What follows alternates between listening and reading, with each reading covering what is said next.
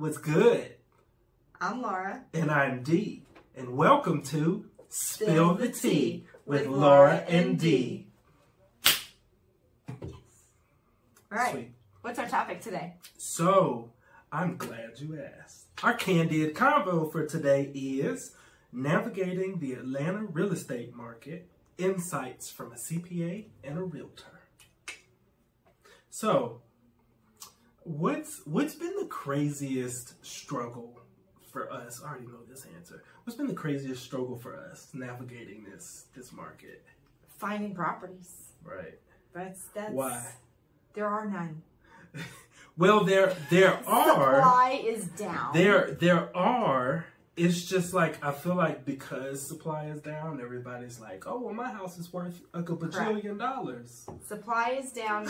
Supply is down, inventory is down, and prices are going through the roof. And I don't, I look at the numbers weekly, and I don't see that changing. Right. I do not see that changing at all. As a matter of fact, buyers who are looking right now, but not actively looking, waiting till interest rates go down, scare me, because I was running a scenario today with my lender on if you bought a $500,000 house today, put 20% down, no PMI, just a typical, the standard perfect idea of a loan. Right. Your house payment, I think, was going to be somewhere around $3,100 a month. You buy the same house in 2 years when interest rates come down, and that's, I think, an 8% interest rate or 7%. In 2 years when they're expecting the interest rates to drop, and of course there's no crystal ball, that Right. same house is going to have appreciated 12-ish%, 6% year over year. And so you're going to be paying somewhere around $560 for that same house. Mm. And at that point, with the interest rates down, yeah, your mortgage payment's going to be, I think, $2,900 was the difference. But it's So like it's a $200 savings. difference, right? Your mortgage payment today will be $3,100. Your mortgage payment in 2 years will be $2,900. But if you buy the house today and you refinance in 2 years, your mortgage payment goes from $3,100 down to, I think it was $2,600. So yeah, pay a little bit higher today. You would be paying for whatever the value is now. Correct. And then essentially Correct. It's a no-brainer once the interest rates come down. To refinance. The price of the houses are going to go up. Well, so correct. essentially, what you're Correct. saving on the interest rate, you're paying for it. Correct. So long term, if you buy today, yeah, you're going to pay that extra $200 or $300 a month for the next 2 years. Well, $200 or $300 a month for the next 2 years. That's kind of got me wondering. Like, I felt like I was kind of steering away from like rental properties for that reason, because it's like, the interest rates are so high. Mm-hmm. But if you wait and you're going to pay more for a house as opposed to now, why not just pay more points? So that's an option as well. You can definitely pay more points, but you have to do the math, right? Right. If you're looking at a $200 difference between buying today and buying in 2 years, mm-hmm. At the end of the day, that buying those points down, what is that going to cost you up front? Because that's an upfront cost. Mm-hmm. And so if you're paying an extra $200 year over year, as far as that goes, buying 0.5% down is not going to save you mm-hmm. $200 Is that the a most month. you can buy down? Well, you can really buy down. That's really more of a lender question, but I think you can buy down pretty much as you want. Like, you can't make it zero, but right. But you can buy down a pretty good bit, and then from there, what did that buy down cost you? Mm-hmm. Because if it's going to cost you $3,000 and it's only going to save you $3,000 over the course of 2 years, well, don't buy the point down, because the interest rates may drop in 18 months. So then you just paid for a buy down that actually ends up costing you more in the long run. I get these kind of questions all the time from my buyers. So that probably would have been beneficial maybe a year or two ago. Correct. Right, because it's like, okay, well, maybe in 18 months from now it'll go down, but it's like if you were buying back then, it's like, shit, you're talking about 3-4 years. Correct. And so that's probably the biggest problem right now is, supply is down. There's still a lot of buyers in the market, mm-hmm. and it's a hard pill to swallow to pay $200,000 for a house you can't live in. Right. Right.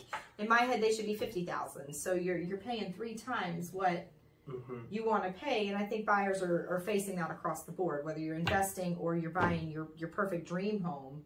you're paying a lot more than what you would originally pay. So right.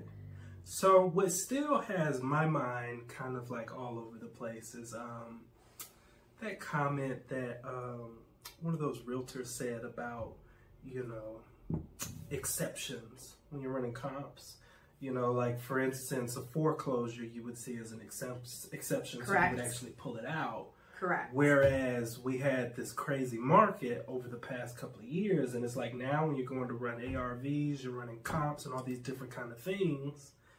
Now I feel like I'm like, well, I got to also think about like which one of these are outliers. Correct. And the market is not actually thinking about that. So that's another reason we're seeing the market run the way we're seeing it run. That's why we saw it run the way we saw it run in 2021.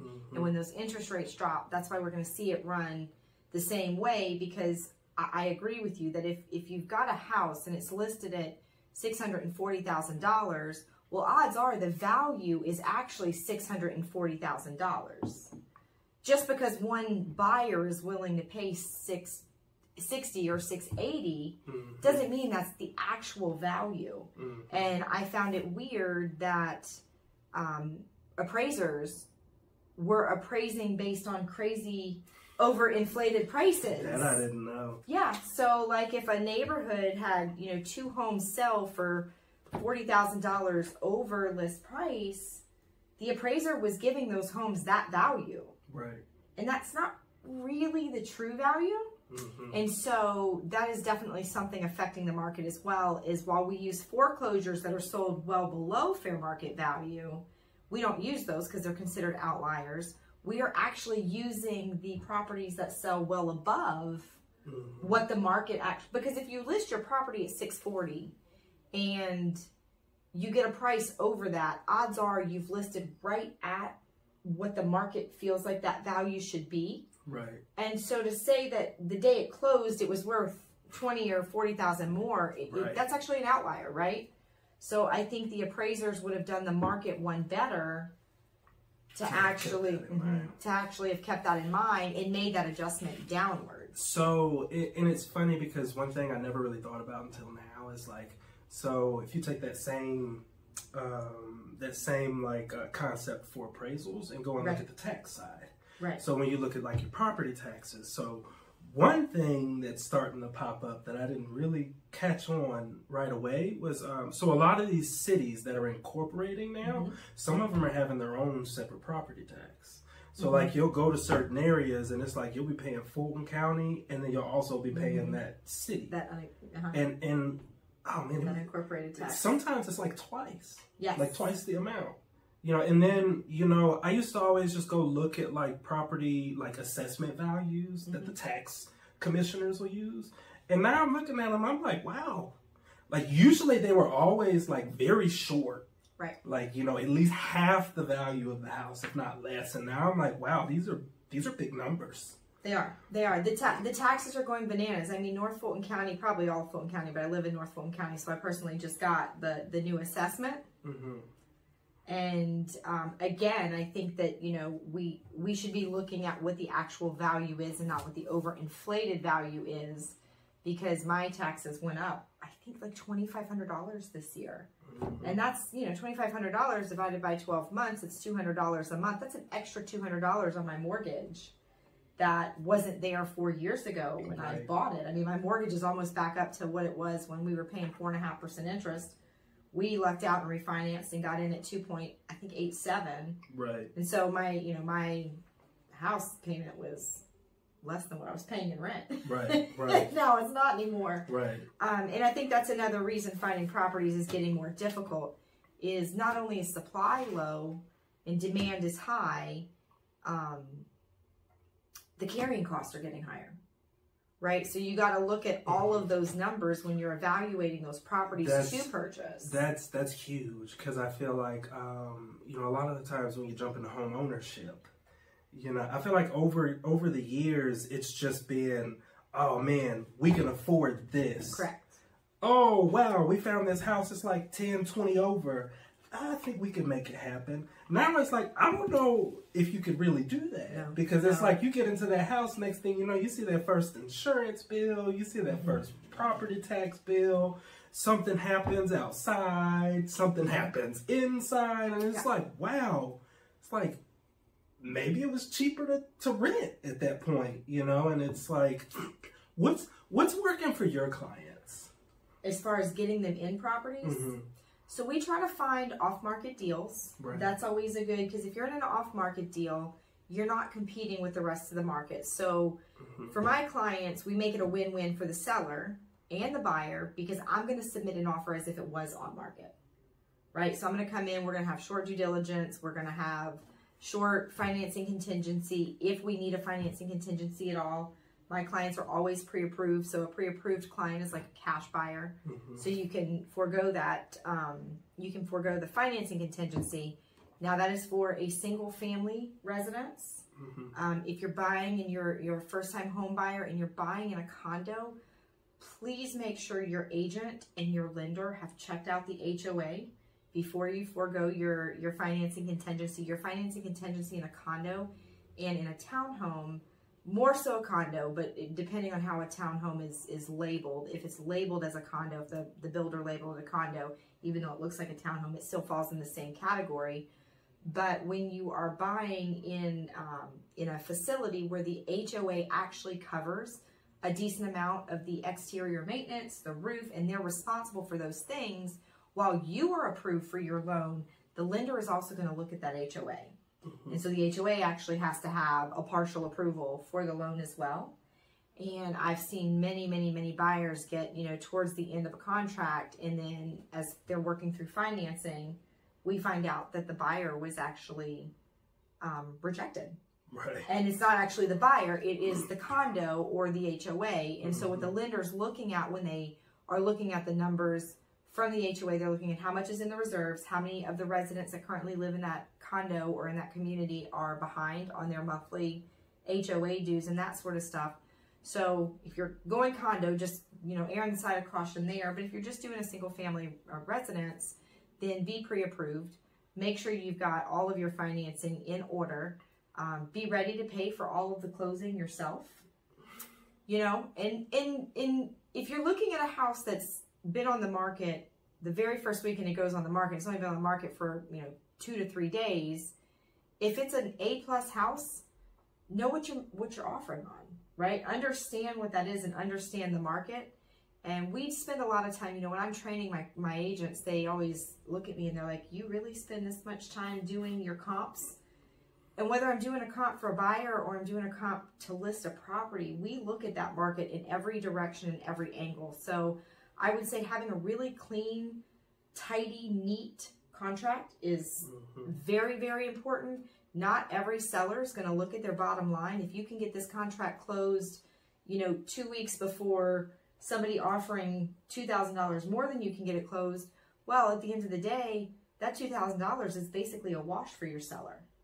Right? Because the seller's still got to pay mortgage, they still got to pay taxes, they still got to pay insurance, and there's 2 more weeks for that contract to fall apart. So my contract may look cleaner and neater and nicer if we're trying to close in 14 or 21 days as opposed to somebody trying to close in 30 or 37 days. So having a clean contract is definitely important, and understanding the market, right? I don't want to submit an offer to a seller. You've got a $600,000 house listed and you get an offer at $650,000. Well, that's all fine and good if the buyer is willing to pay the difference, right? If they forego their appraisal. But if the buyer is like, no, we want to get the house appraised, well, all that buyer did was put a $650,000 number down on paper to make you feel like you're going to get a big net at the end. But they're not guaranteeing that, because if the house doesn't appraise, well, womp, womp, womp, all of a sudden, 21 days in, that buyer has the ability to walk and keep their earnest money. And so taking a good look at the market from every direction, we look at comps within that neighborhood. If there aren't, 3 to 5 comps within that neighborhood in the last 6 months, we're going to go back a year, 365 days. And so looking back 365 days, what does that do to the buyer and the price of the house? Well, you've got to start making adjustments for time, right? I can't really argue a comp 365 days ago, but I can see where that neighborhood is going. I can see what it's done over the last year. And if it's gone up 8%, well, if I take a comp from a year ago, I know that that particular property, I need to make my adjustments, and then I need to increase that value by 8%. Right. After I make all my adjustments. So one thing you just talked about is as far as like, so I'll do the same thing. Mm-hmm. Like if I can't find some, I'll try and obviously I'll go like the half mile first. Correct. Can't find a whole bunch there. Maybe I'll go to a mile. Correct. But so my max is usually 2. I'll go out 2 miles. Well, I usually don't go out past a mile. Yeah. And so even if that's kind of limited, what I've started doing is, to your point, I don't know that I do 365 days. I'll just look at that specific neighborhood and I'll look at like all the transactions. Okay. And so one thing I never thought to do, usually I'll just try and take like maybe a small sample of those. Mm-hmm. And then kind of, you know, adjustment for time, but I'll only just pick like 6%.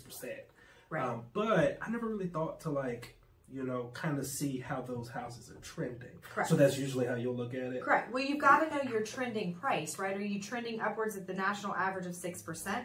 That's a pretty safe number. Right. To use, but it's not always the right number, right? In Alpharetta, when the whole market was declining from October to February this year, we saw a lot of declining markets. I mean, if you look even at the Atlanta market as a whole, there's a decline in property value from October to February. Right. At Alpharetta, where I live, we actually saw 8% increase over those 6 months. Right. Like, that's crazy, right? The whole nation's declining. Interest rates were going up last year.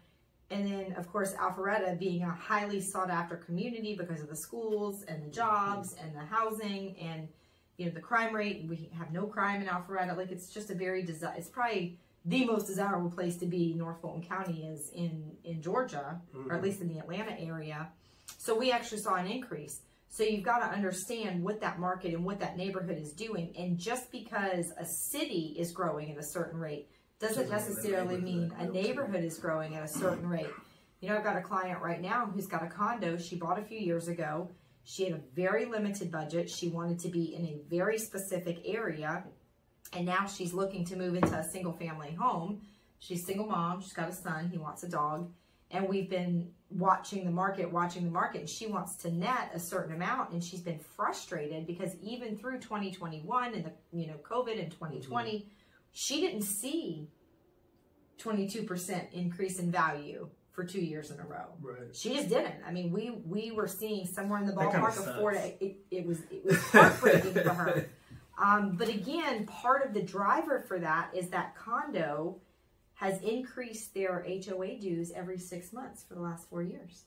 And so, you know, when a buyer is looking at a condo, they have to consider that HOA payment as part of their mortgage payment, right? It becomes debt to income. I would even say adding townhomes to that too, because I feel like townhomes a lot of the times we get into that same situation. You know, they may have for a while good payment history, all this different kind of stuff, and the next thing you know, just a handful of folks came in and now they're not paying. So next now thing you know, you're paying. Right, all the stuff that the HOA normally takes care of, they don't have the funds to do. Correct. Right, so it's like that. It's kind of hard, like keeping all of that in mind. I guess that's why a lot of the lenders, most of the time, whenever there's an HOA, they'll like do some of that due diligence. Correct. They look at that. I mean, you know, not only is your title company looking at, do you personally owe the HOA money? Right. When that HOA is in charge of the roof, it's in charge of the exterior maintenance, it's in charge of maintaining the grounds. If there's not enough money to do that, I mean, I've seen some buildings that I'm like, wow, they're bad. Right. It's like, who's taking care of this? Nobody. Oh, man. Do you know what time it is? No. It's time for question quickies. Oh, yeah, my favorite. So, what are our followers asking us this week? So this week we've got, what are the risks involved in real estate investing? Oh, you can lose your money. You can lose your money. You can definitely lose your money. I would also say, so, God, where do you start? It's a loaded question. Yeah. You know, I think the way to mitigate your risk is education, right? I think most of your risks come from lack of education. So one thing I would actually add to that is management. Mm-hmm. A lot of the times your biggest risk is like no progress. Correct. Right? Especially if you have holding costs. Like we just sat here and talked about how Right. holding costs are going up. So Right. it's like if you don't have management, and when I say management, I'm talking about like somebody that's going out there once, twice, even 3 times a week, somebody Mm-hmm. that's calling, checking up on the contractors, somebody that's calling and, you know, keeping an eye on the yard or, you know, the lot, making sure stuff's not getting stolen. Right. Or people aren't stealing your power, right, using your plugs. Right. So it's like, I feel like one of your biggest risks is just no progress. Agreed. So, and I would say have a plan, right, to mitigate that risk. Know what your plan is prior to going into the property before you buy. Know how you're going to renovate it. Know what materials you're going to use. Do not take lessons from us. So another risk is we were talking about mitigating, Mm-hmm. but essentially what we're mitigating is also the risk of theft. Yes. So folks stealing things off the site, damage. Mm-hmm. Risk of damage, folks coming out and damaging because Mm-hmm. you've got a vacant property. And not just folks. I mean, weather. That's a huge one, Right. right? So to mitigate that risk, when you go ahead and you start buying that material and you're looking at, okay, I need X number of 2x4s to create the space to look the way I want it to look, right? You're building your Right. walls or whatever and you're finishing that structure. Don't buy those 2x4s till you have a roof. Right. Right? Oh yeah. So 2 more things. So one, flooding is a big risk, which a lot of the times you don't think about until after you have the house, but you should have thought about that before. And then another one is, especially with these older houses, like building standards. Sure. Right. You may open up a Sure. roof and be like, are those A 2x4s? A roof. What about the foundation and the crawl spaces in there? Right. They'll take an Like old pot and they'll bricks, use that as just to concrete. stack up some bricks. Yes. Yeah, and it's like fire.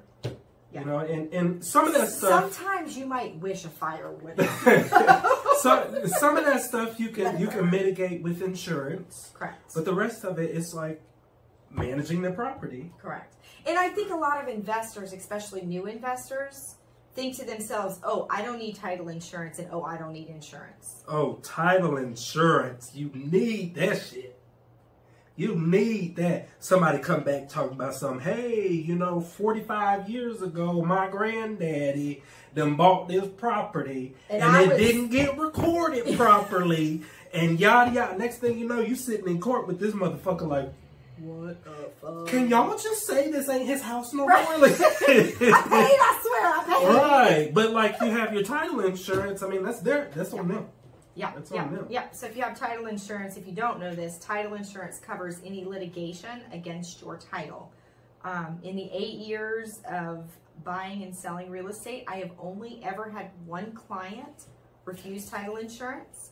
He bought a house that was well over his budget against my... Don't tell me that was that a horror story? No, it hasn't turned out into a horror story at this point. Actually, he just closed about 4 months ago. Okay, sweet. And he felt like his risk was fairly minimal because the property that we were on, right, like was a big plat of property that a family owned. Mm-hmm. And so it's since been subdivided into the neighborhood. Now, I don't know the exact legalese of how that would work. I would assume if someone came back and tried to make a claim, they're not going to say, I'm making a claim on your quarter lot, right? At that point, I would think they would be making a claim on a part of the lot, on the entire piece of property. Right. So he probably, potentially, if there is a problem, is going to luck out because at that point, I would think the lawsuit would be spread out through all of the homeowners. And so there's a good chance his portion of the bill would be about what he would have paid in homeowner or in title insurance. Right. And then, like I said, don't not get homeowners insurance. Please. Yes. If it burns to the ground. Or like if you're an investor, dwelling in builder's risk. Correct. So, next question. How do I get started in real estate investing? I've actually heard this one a couple of times. Buy a house? So I would actually say that would probably be the starting point of a project. Now, I would say getting started, find your team, right? So you want at least a CPA, at least a realtor. Please hire a CPA that understands tax laws. And that isn't scared of them. Please, as I am reading, what is it? Rich man. Dad's Advisor's book. Oh yeah, Guide to tax-free wealth. Yeah, It's a good book. It's a good book. It's good. Yeah, and it actually breaks down the tax code in a reasonable way to Correct. I don't know. I understand it really well, so I have to ask you that I question. do. I actually enjoy the book because it gives you a breakdown in what I would call layman's terms. And I like the fact that he goes in and he tells you, okay, so I didn't know you could depreciate a home until this week. I had no idea. I own multiple homes. Some of them are investment homes, and we are not taking depreciation. You can't do it on your private one. But you can do it No, on you one correct. I can do the Louisiana property for sure. And so I agree with David. If you're getting ready, you're thinking about investing, you wanna invest. I would say also know what your strategy is. Yes. And so like have a plan. You mentioned it earlier. Yes, understand your strategy. Until I read this book and learned that you could depreciate a property, I always wondered why these I mean, I kind of have somewhat of an idea, but I always wondered why the jar houses, the big corporations, the people that are buying up houses, by the hundreds every day and using them as rentals, why do they only hold them for 7 years? Well, now that I'm understanding more about the tax law, if you look at a property, usually it takes 5 years for appreciation to happen for you as a consumer to be able to buy that or sell that property, make enough or have enough in equity to be able to buy another property and cover the fees to get out of that property. Right. And so Jar House's strategy is 7 years. And I think that it makes a little bit more sense now as to why it is the 7 years, because you get your 5 years plus 2 more years of equity. And after 7 years, you've taken almost a third of the depreciation that you can take. And then we were talking earlier today, or yesterday, I think, that once you take all that depreciation, now you're looking at capital gains. And so at that point, they then roll that money into a 1031 exchange and go buy another property. So they basically transfer the cap or kick the can down the road with the capital gains tax.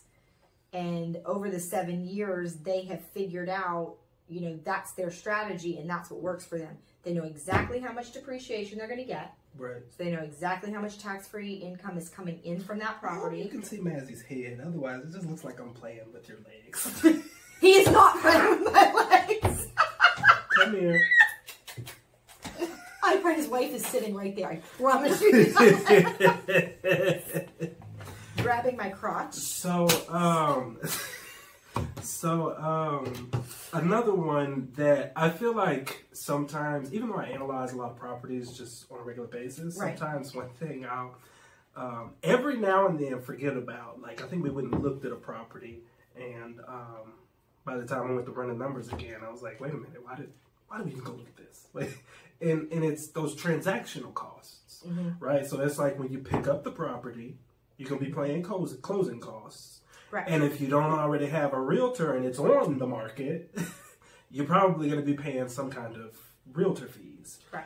Then when you go to sell, I would highly recommend having a realtor, in which case you're also going to be paying that. Correct. Right. And that's like, once you consider that, it's like, okay, sure, you may have had a good purchase price and you may have had a good budget, but then that could be $20,000, $40,000 coming off.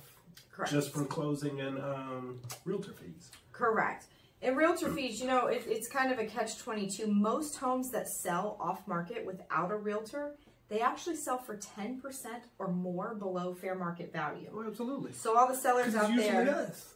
Well, correct. And that's exactly who's preying on for sale by owners is investors, right? They are banking on the fact that, you know, they're coming to you with these type of scripts that are like, oh, hey, Mr. Seller, I see that you got a house in, you know, Decatur you no longer live in. I'd love to buy that property for you. And you're like, oh, yeah, get it off my hands. The tenant sucks.